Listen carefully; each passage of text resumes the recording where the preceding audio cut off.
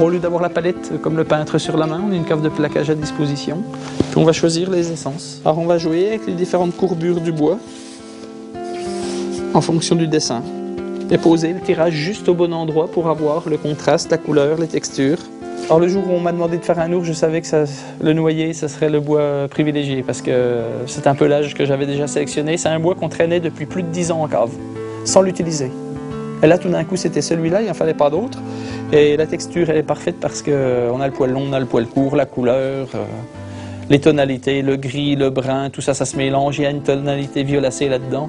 Ce qui fait que c'est quasiment la peinture idéale pour faire l'ours. Mais nous, c'est du plaquage, c'est du bois. Et on va jouer justement avec toutes ces fibres. Alors, le dessin est fourni par le design Cartier. Et à partir de là, on va le reprendre et faire le dessin au trait. C'est-à-dire qu'on va déterminer le contour de chaque pièce à l'aide d'un dessin précis.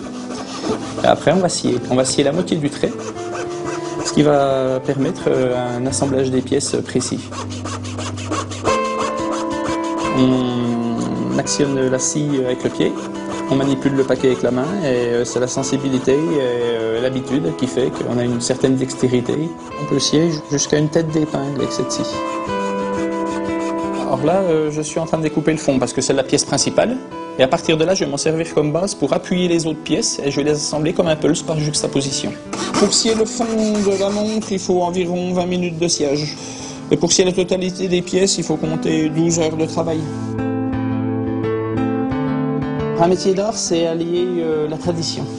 Ne pas perdre les vraies valeurs du métier, les appliquer avec rigueur, et puis essayer d'en sortir vraiment quelque chose de très fin, quelque chose de rigoureux.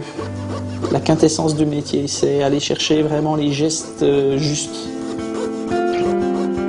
Pour se retrouver dans le montage du tableau, il suffit de ranger les pièces dans ce coffret et on les repère par le fait de les avoir déjà dessinées, de les avoir choisies au niveau des essences, de les avoir sciées. Donc on commence à les connaître et puis après en fonction des textures, des couleurs, des formes, on les retrouve et puis on les prend une à une.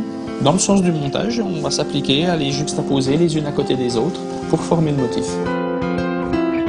Alors ici on a le dos. Là, le dessous du dos vers le ventre. Ici, on travaille avec l'arrière de la joue sur l'oreille. Là, je suis en train de monter les pièces. Elles ont été donc sciées, ombrées, et maintenant, je vais les installer dans le pulse.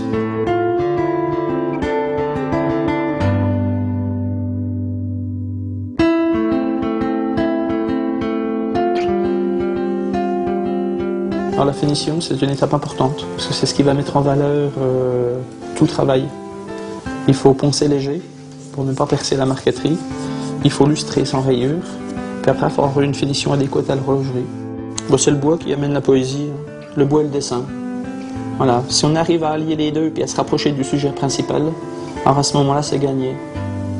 La poésie, c'est que le client soit content et puis que celui qui fait la pièce, il trouve du plaisir dans sa technique et dans l'esthétique.